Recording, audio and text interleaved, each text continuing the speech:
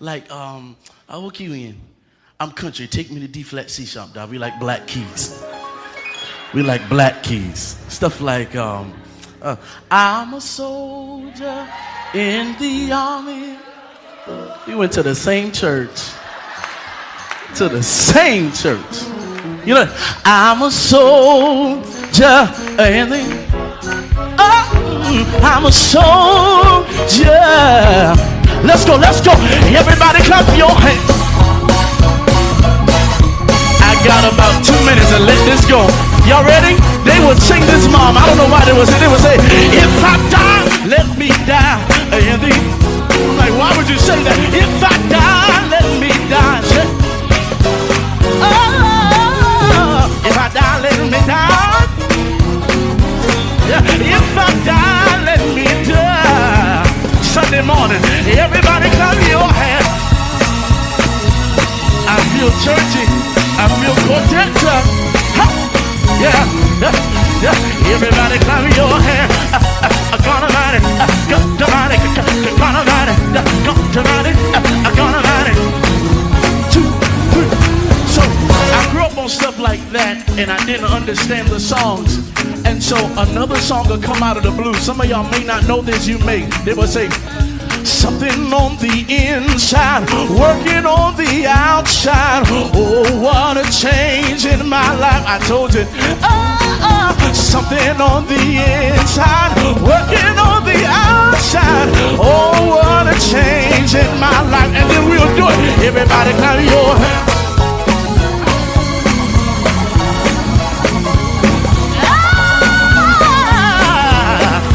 Everybody clap your hands.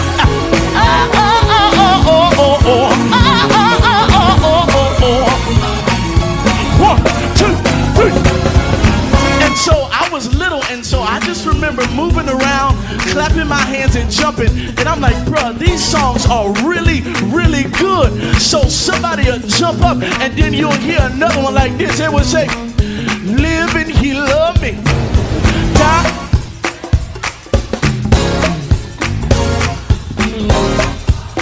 Church, freed me forever. One day is coming back. Glorious day. Come on, one more time. Living, he love it. The same thing. Buried, he carried my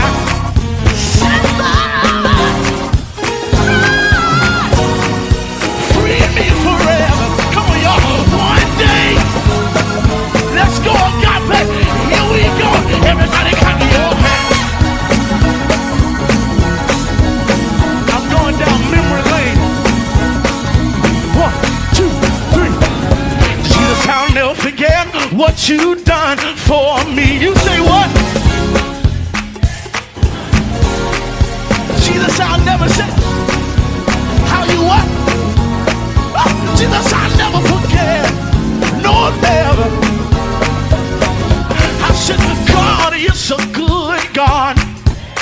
Come on, church. I said, God is a good God. I said, God is a good God. I said, God is a good God. Last time, y'all, everybody clap your hand. Clap your hand. Now, the devil's in between it.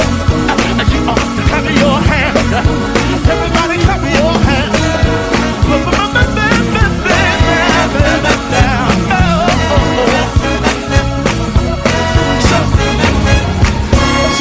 Stuff like that. I didn't, since this is our first time we on a date tonight. Good evening, good evening, good evening. Thank you so much for joining us for Tune Up Tuesday. Oh my God, this week it's been amazing, man. Thank you all so much for being here. Thank you for being a part of what God is doing here at the Victory Community Church. Couple of church announcements, and then we will get right into this word. Remember, we're sowing by faith. We're believing God because this word has commanded us to do this. We're giving our 106 challenge, asking 100% of people that are attached to the Victory Community Church to tithe for these 6 months. We're in the 4th month of our 6 months, and I'm telling you, God has been showing himself faithful during these 6 months. Thank you so much. Also, remember Sunday at 10 a.m., you will have us right here on all virtual channels where you can join us at 10 a.m. on Sundays. And you'll see us doing some pop-ups throughout the week, but we wanted to make sure that we at least know that you know for a fact, without a shadow of a doubt, that we'll be right here in your on all of your social media channels. Man, y'all, we aim for 500 on Sunday. Let's see if we can do at least 200 comments today. 200 comments today. Hey, how y'all doing? Thank you. Thank y'all so much in the comments. I see y'all. I see your names coming up. I see your names coming up. Thank you all so much. Thank you so much. Thank you so much for being here. Thank you for being a part. Share your name. Share your name. Let us know that you're with us. Let us know that you're a part of what we're doing. You support what we're doing, not just financially, but also in your prayers. Also in your prayers. Victory would not be victory without you. Thank you so much, everybody. Continue to shoot up them hearts, shoot up them thumbs, them love. Thank you all so much. We're gonna have a song selection, and right after that, I'll be back with a word about the word. You'll get it in a minute. I'll be back with a word about the word. Continue in prayer for those that are struggling with COVID. Continue to pray for those that have lost loved ones in this season. Remember, when our month of faith, we're taking the step. Take the step. I'm urging you to take a step of faith. Take a step on faith this month. Something you want to do this month. That's a launch out in the deep. I'm going to ask that you do that this week. Thank you all so much. I love you all. See you back right after this election.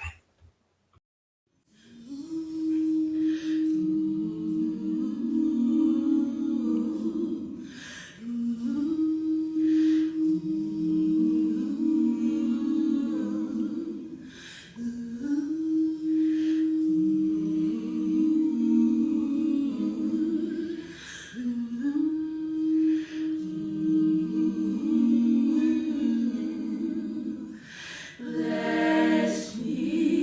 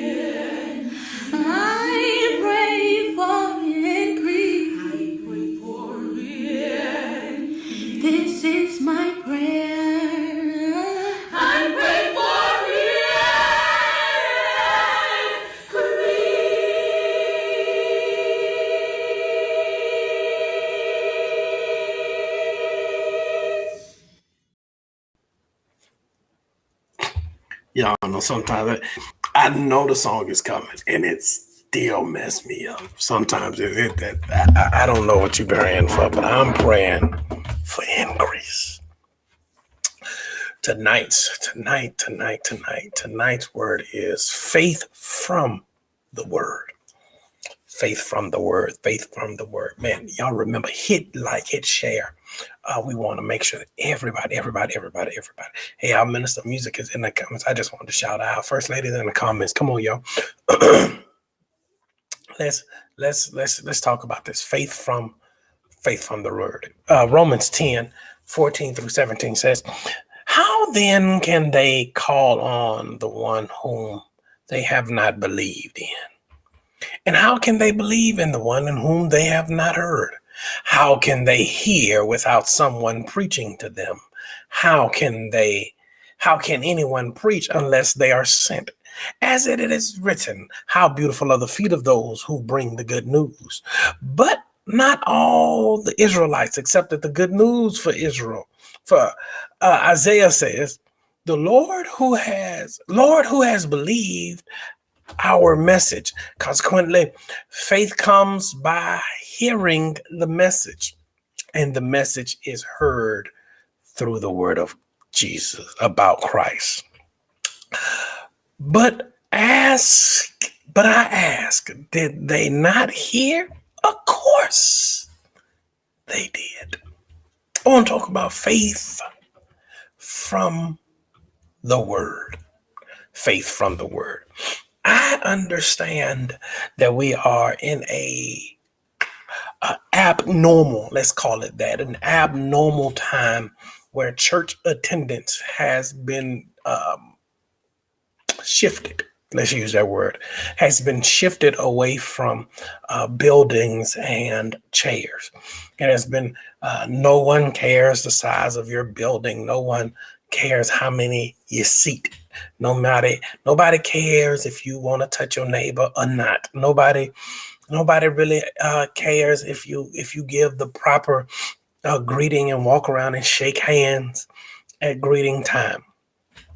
Time has shifted from the regularity of Christian worship to where it has become a virtual experience. Even those that have returned into the building have even realized and have come to be honest with themselves and say, I do not understand where we are. The truth of the matter is that none of us have ever passed through a pandemic. None of us has ever had to be church members through the pandemic. This is all of our first thing. And the truth of the matter is, I said it way back in March of last year, is that once we get out of this, that we won't know how we did good or bad unless we sing until we see it on the other side. I understand that there was a time where you had worship that you had to plan. We had members that would come into town the day before Sunday just so they could have church with victory on Sunday morning. That doesn't have to happen anymore. There was a time that you had to plan worship, that you knew you had to put your clothes in the cleaners before worship started. You had to put your clothes in the cleaners and get ready. You had to dress up to a certain extent for worship that we were taught when we were children. I know that those aren't the same days that we've had today, but I'm just talking about when I grew up, that there were people that understood that there were times that you would have to get dressed up and you would have to get cute and cleaned up for Sunday morning, that you would have to have your Sunday's best on. You would get dressed up and you had to get your shoes on, and have the girls had their ruffles and the boys had their suit jackets, and you would get to church and you would hear nothing like hearing the old mothers fuss and complain in the back of the building about the children tearing up their church clothes. See, that's what I remember when church was not as easily accessible. But there has been a shift in the last 12 months that church has went from this thing that you had to get up, get in your car, get dressed, brush your teeth, wash your face, and had to go down to the church house. And even if y'all did stream, it wasn't the same. You would say something ain't right. Can I get 2 or 3 witnesses? And just say it ain't the same. It ain't the same. It ain't the same. It ain't the same that you used to have to get dressed up and put on your Sunday's best and get down to the church house because you had a word. You'd want to get there on time because maybe the choir was gonna sing my song. I wonder what pastor's gonna say today. You find yourself laughing and having jokes about it. But then what I've come to understand is that now that worship has went from the facility to the phone, that it's went from the place where you had to get up and push and press your way, and now it's sitting at your fingertips, that it can now be shared in a moment's notice.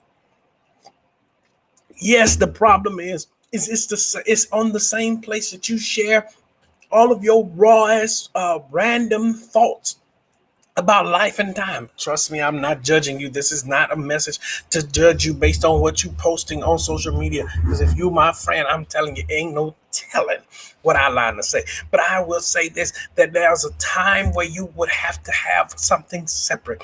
It was certain stuff you used to not be able to do on Sunday morning. And I came to talk to 2 or 3 people because I need somebody that got a little bit of faith. But you need to understand why you're missing that word. That worship has went from facility to your phone. And now y'all are watching me, and some of you are cooking, some of you are laying in the bed, some of you, nobody really gets up and prepares themselves and get dressed up and sits in front of the TV with their hat and their heels and say, I'm going to go to worship.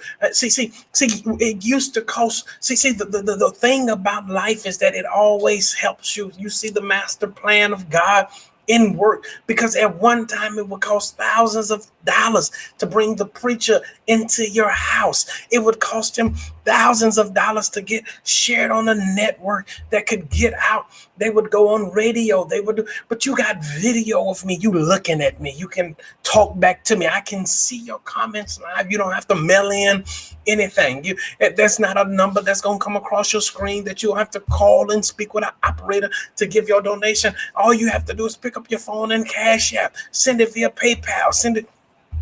Things has gotten so much easier that it's went from paying thousands of dollars to be able to get into an average home to just a couple of cents a day. And now we can get into every home with a little access to technology. There's no way that 10 years ago, a church of our size would be able to have words on the screen, a high quality camera, decent microphone, and we could get into every home and touch all of your family and friends. And the only thing holding us back is not the technology, but the witness of the believer. Have you shared the good news? Have you told somebody? Have you experienced the good news? I would argue, and I don't know if you want to hear this tonight or you came looking for something else, but I came to talk about faith. And I'm trying to tell you that I will argue that the convenience of having worship at your fingertips has caused a problem in the attendance for you at worship. Because when you stop having to go to the building and having to get in the presence of God and having the atmosphere set, you fell into the trap of focusing on that you didn't have to go to the church. We are the church. But the truth of the matter is that some of us have been detoured from our destinies in the last 12 months because we did not take worship seriously. I know you got a lot of stuff going on. I know you got a lot of stuff on your mind and in your heart that you're trying to figure out how God is going to do what he is going to do in your life. But I came to tell you that if the convenience of worship being virtual because of safety guidelines, that the parking lot is not closed, you can still go sit in the parking lot and turn your phone on and watch it right there. Everybody can't cook and worship at the same time. Everybody can't go walking and worship at the same time. Everybody can't do what you do. I don't know what your attendance and your plans for being stable in worship is, but I came to talk to 2 or 3 hungry people that'll say, I need faith from the word. How can I get a word if I don't come to worship? Y'all not trying to hear me. Sunday mornings have joined Saturday as another day of rest. But I came to explain why hearing the word, watch this word that came very, very popular during this time. The hearing a word is essential to your Christian walk. Let me stop some myths. Can I stop some myths? I know this is Bible study. I'm going to take my time a little bit. Let me stop some myths. The first myth that I want to stop is you don't have to go weekly.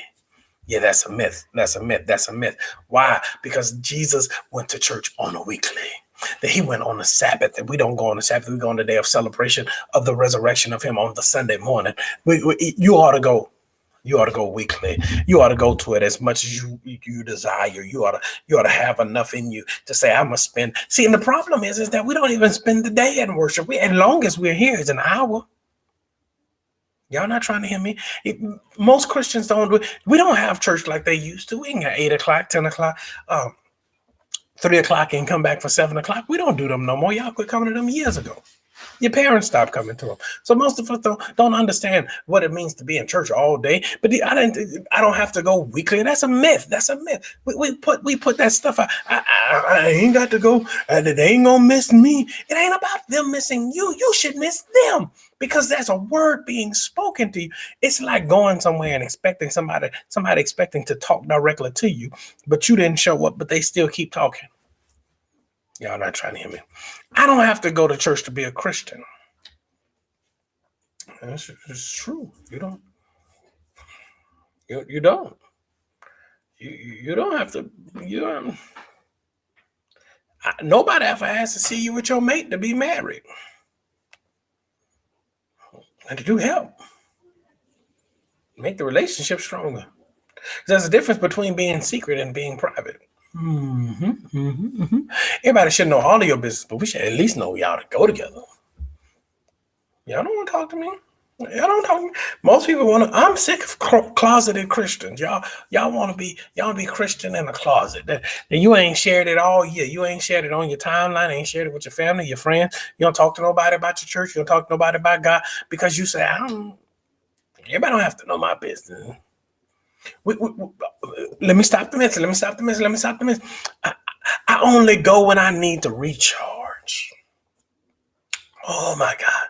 When I've had a bad week, that's when I go to church. When I had a week I was struggling, that's when I go to church. When I had a week where it seemed like the enemy really after me, I go to church. Pastor's gonna fire me up. That's when I'm gonna go to church. Well, let me give you a story. There was a little boy that had a toy car. And when he bought the toy car, when his parents gave him the toy car, they put batteries in the toy car, and the boy drove it around with the remote control. And one day, the batteries died. And the little boy said, I don't want to bother anybody. I'm not going to bother anything. I'm going to just keep playing with my toy car. And what he did was he started pushing the car around. And he pushed it around, and after a while, he got tired of the toy car. The little boy got tired of the toy car. He put it in the corner. His daddy asked him, why don't you play with your toy car anymore? The boy looked at his dad and said, Dad, I like my toy car. I like playing with my toy car. I really enjoyed my toy car, but I got tired of pushing it around. It don't go around on its own. I'm tired of it. Takes too much to play with my toy car, Daddy. I want to play with my toy car, but it takes too much energy for me to play with my toy car. And the daddy looked at the boy and said, Son, the problem isn't the toy car. It's that you're operating with it below its potential. Is that you kept playing with it when its charge went out, it was still able to move around, so you thought it was still working. Y'all not come to hear me. That the problem with most of us Christians is that we're dead and the enemy is still pushing us around and we feel like we're still achieving something. But the truth of the matter is that you didn't go back to get another word. You were meant to be able to move on your own, move and shake, get some things accomplished, get some more power. How can you have power and you ain't been to the charging station? How can you get authority and you hadn't been to the place where authority rests and rules in your life? How can you get power if you hadn't been to the house of hope? I'm glad you asked me. 4 things. Four things. I'm gonna get out of here. I've been up here too long. First thing we realize that you have to do. The first question you ask is, who hears and what are they hearing? Who hears and what are they hearing? Who hears? And what are they hearing? Let's go to the text. How then can they call on the one whom they have not believed in? And how can they believe in one whom they have not heard? And how can they hear without someone preaching to them? Who hears? And what are they hearing? How can they hear? How can they believe? They ain't heard nothing. You ever heard people quote Bible verses and heard people quote scriptures and they talking about something, but it don't click to you like it. How can you believe in God and ain't got a word? Can't say a prayer. I understand not enjoying public prayer. It's not one of my strong suits. I sharpened my gift at it because I was at one time at a church that's what they asked me to do. I had no choice. I was not a arguer because I had a calling on my life. How can you believe without listening? In the word, how can they call on the one they have not believed in? Who are you talking to? Have you ever had people that have thrown things out there that they say that God said, and you like, that don't sound like the same God I got? You ever had people? I've been watching TV and seen people say that they're Christians, and then their statements that follow that don't seem very Christian-like. How can they believe? They ain't had a word. How can you say we go together and I ain't seen you in 6 months? How can we be friends and you don't even check on me? How can we go together and I don't know, you don't know my favorite color, my favorite food, my favorite you don't know my children's name. It's the word that breaks the barrier of the normal that goes into supernatural. How can they call on the one whom they have not believed in? One they have not believed in. And how can they believe in the one whom they have not heard? They heard the word. Watch this. How can you believe if you don't hear? See, this is the thing that he's asking this question to prove. How can you go together and you ain't spent no time with each other? Ooh, can I get somebody in this house? If I had a little editor, I'd put in from House Party 3, one of my favorite dinner scenes. Don't watch it because it's got some other words in it.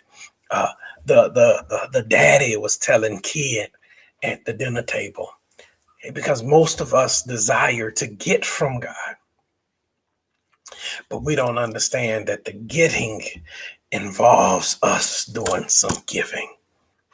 Watch this.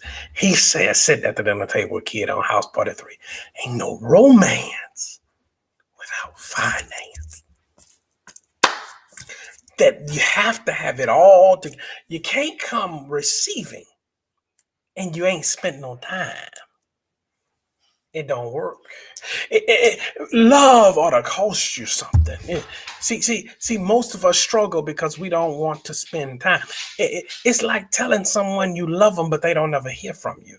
Do you really? Do you? Man, we good.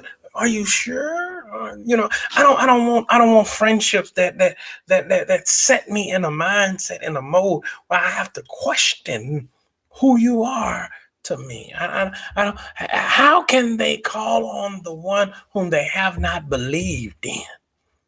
They don't know you, God. He's actually talking about the people that hadn't been with God. And he said, how can they come over?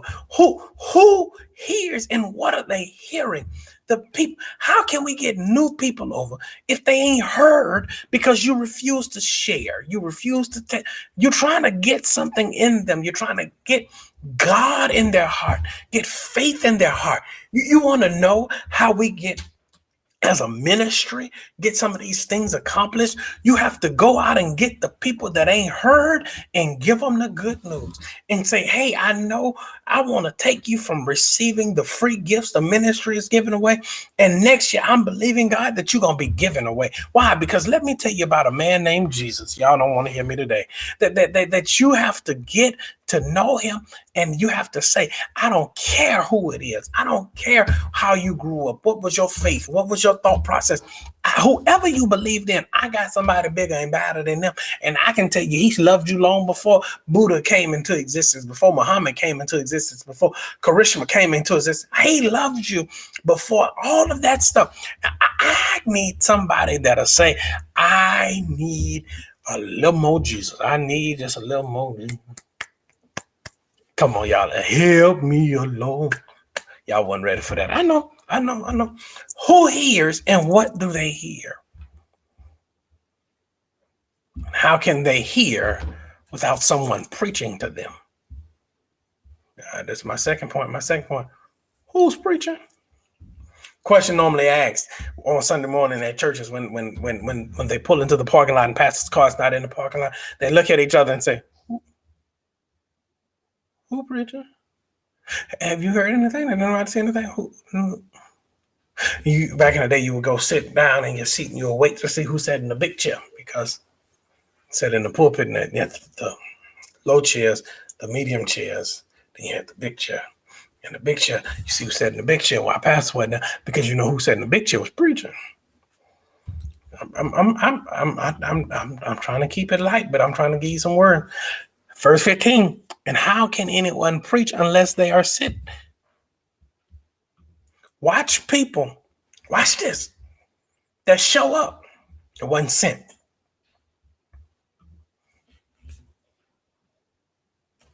I go to church at south side of Uriah's Belt Baptist Church.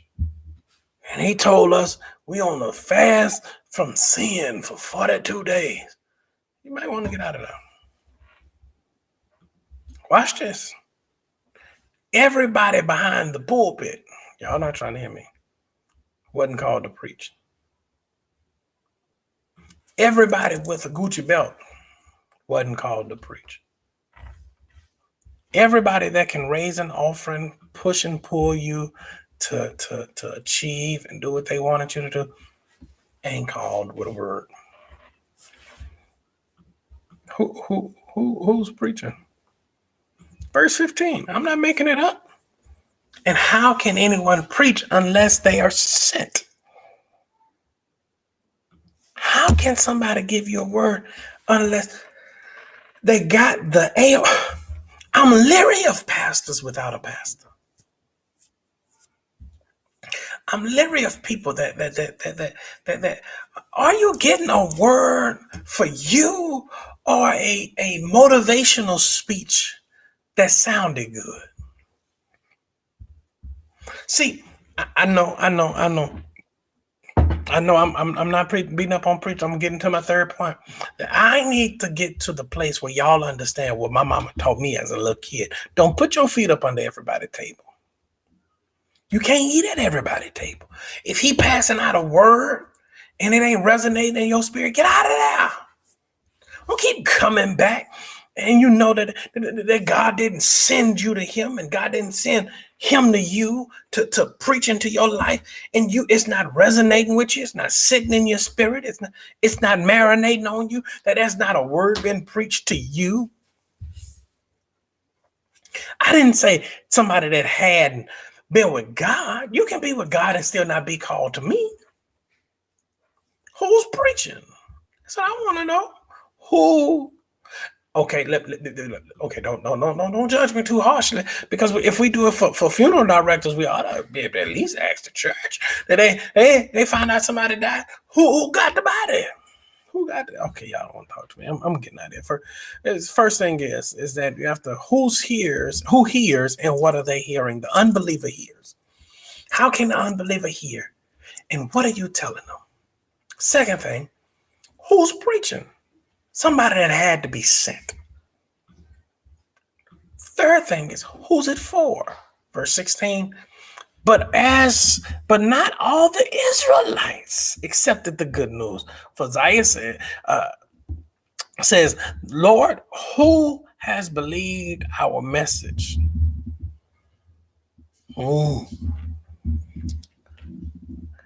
But not all the Israelites accepted the good news. Watch this. The people that it was originally for before Acts opened it up to everybody. Who got it? Who it was sent for, did they get it? No, not all of them got it. What does that mean? It frees you from the expectation that everybody's going to catch it. Even the people it was for didn't get it. What does this have to do with faith? Come here, don't worry. I'm getting there. I'm going a long way around the tree. If you come around the mountain when I come, just be that's when I get back. If the people that he was sent to didn't accept, it doesn't mean you need to get mad and get upset and get frustrated. It's what it literally is saying is the people that you thought and know that this is for, if they don't come, don't get mad. Hey, the Bible says the people that Jesus said came directly down for to save and to give them eternal life. Some of them ain't get it. Some of them didn't catch it. Some of them didn't understand it. Some of them didn't appreciate what God was doing. Some of them didn't appreciate where God was and what he was achieving and how he was doing it. Who is it for? Who is this word that we see? The word is for everybody, but don't stop when you realize that everybody didn't get it. Attention to the word brings peace from the pulpit. What does that mean? It means that once you get clarity, look, the Lord, who has believed our message? Who has believed our message? Glad you asked me. He says, who believed this message? He said his answer to them is those that dabbed a little bit of faith on it. I'm through. I got to get out of here. This is the last thing. His word. He says, verse 17. Consequently, faith comes from hearing the message, and the message is heard through the word about Christ. Fourth and final thing we see in this text to teach us is you have to say it again. Have to say it again. Say it again. Say it again. Say it again. Faith comes by hearing. Faith comes by hearing. That's where hearing it means to be. My pastor teaches this all the time, which is why he always he drilled it into me by saying it's the word faith comes by hearing. That the word hearing means to be heard, means to be continuously over and over. Don't say nothing new. It's the same thing. He died. Why is you getting faith from the word? Because I keep hearing the same thing over again. He can do it. I tell people all the time, if you really wanted to say you were bored with the word of victory, you probably were right. I don't preach but 2 or 3 sermons. The 2 or 3 sermons is, guess what? If you in it, you can come out of it. And the second sermon is that if you don't know them, let me teach them to you. 2 sermons I got. Why? Because faith comes by hearing. I ain't got no complexity deep. I don't need to translate and bring it back to you, flip it and turn it around. All I got is 2 things for you. If you in it, he can bring you out of it. And how do I know that he can bring you out of it? Because faith comes by hearing. I come to build your faith, to repeat to you the same thing over and over again, that you're not in the shape that you're going to stay in long. Why? Because they have to keep going, because God has more in store for you. And then the evangelical evangelical message is that, guess what? If you don't know him, get to know him. He died, he was born, he lived, he died, and he got up. That's my 4 points on the second sermon. First sermon, acknowledge you had a problem. Find God in your problem. Shout out of your problem. Them 2 sermons I got. That's all I got for you. And I can keep telling it to you in 1,000 different ways over the next 40 years of your life. But guess what? How can you do? When I stand up on Sunday morning, all you need to say is, he gonna say it again. He gonna say it again. He gonna say it again. Say it again. What are you gonna say? Because faith from the word is that I can get out. I'm going to go through. I need to see a man. That's what it is. Continuously over and over and over. You can't live off one sermon for the rest of your life, but you can live off a message for the rest of your life. You can't live off one speech for the rest of your life, but you can live off a word how can you get the word? Faith comes by hearing. You cannot hear if you have not been in the place where it's being spoken so it can be heard. Y'all didn't come to hear me. I'm through. I got to get out of here. 1 Corinthians 9:14 says, in the same way the Lord has commanded, those who preach the gospel should receive their living from the gospel. What does that mean? Is that those that speak the gospel, should be able to live from the gospel. You should live, watch this, y'all, from the word that come out of the prophet's mouth. Y'all don't want to hear me. You should be able to live off of what God has spoken into your life. The same thing that you believe God for, the same thing you're expecting, the same word that you shouted about, you should be able to live off of. There is nothing that should be emotionally innovative and motivating in your life that you cannot take to the next level, because faith comes by hearing. Anything that should excite you should be strong enough. There's a difference. Watch this, and I'm through. There's 2 types of preaching that builds you up. And I'm not a dessert person, but I'm gonna give you this, and I'm gonna get out of your way. It's the substantive preaching and the fluff preaching. Both of them sound good. Both of them should give you joy and jubilation. But one of them will give you strength, while the other one will just fluff you up, just to let it blow away.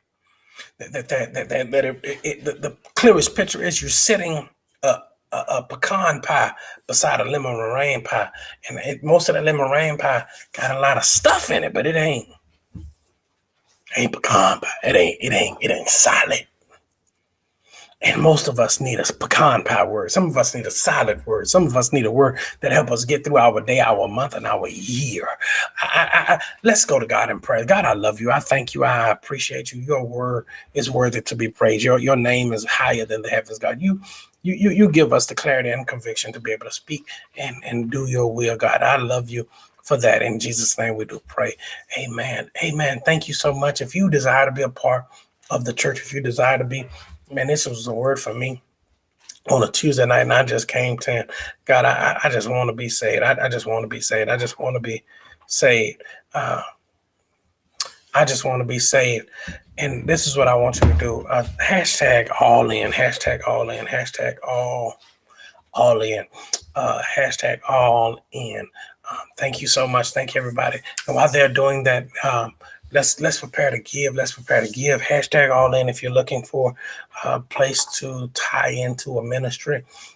Now, if you're looking to give, if you're looking to sow, if you're looking to be a part and partner with us through your giving, we ask on Tuesday nights that everyone partner with us for at least a seed of $20. That's what we do. It helps us maintain what we're doing in the ministry and push through with some of the outreach, evangelism, and sustainability of the ministry. So let's prepare to do that. Let's try to do that as well. You can give via Cash App, you can give via Victory app, and you can give via text to give. Information is on your screen. Please, hashtag, Cash App, $ everything Victory. Text to give is 832-400-9544. Thank you so much for being here. Thank you for being a part of what God is doing. Let's do our declaration, and we are out of here, you guys. We're out of here, you guys, because God loves to see me prosper. I am believing him for jobs and better jobs, advancements, raises and bonuses, God ideas and strategies, debts paid off, expenses decreased, blessings and increases, financial freedom, and breakthroughs. God love you. God bless you. I love you all. See you Sunday. If I don't see you before, at 10 a.m. Be blessed. I love you all. I'm out.